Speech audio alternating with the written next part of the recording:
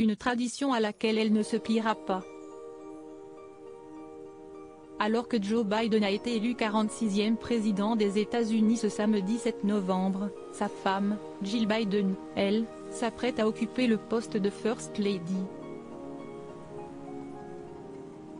Mais d'après les informations du tabloïd britannique The Mirror, ce mardi 10 novembre, la phase de transition n'est pas de tout repos. Car, si le rituel veut qu'elle soit accueillie par l'actuelle première dame américaine à la Maison-Blanche, Melania Trump refuse tout simplement de lui ouvrir les portes. Ce faisant, la maman de Baron Trump met un point d'honneur à ne pas féliciter celle qui doit prendre sa relève. Mais si l'ex-mannequin refuse Jill Biden au sein de la maison présidentielle américaine, si est-il surtout en signe de protestation et d'amour pour son mari.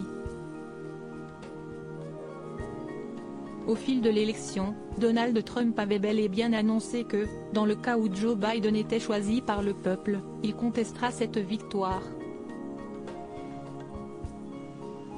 Et ce, dès le mois de septembre 2020.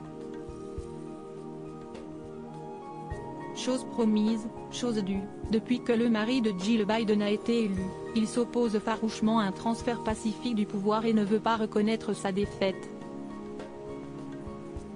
L'époux de Melania Trump joue donc l'obstruction, après avoir limogé son secrétaire à la défense Mark Esper ce lundi 9 novembre, le président sortant appelle au recomptage des voix, bien que son entourage, dont son gendre Jared Kushner, l'encourage à se résigner à la défaite.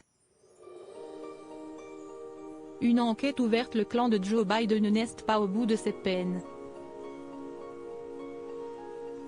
Car, après l'euphorie, le procureur général Bill Barr a autorisé l'ouverture d'une enquête pour fraude autour du résultat de l'élection présidentielle ce lundi 9 novembre.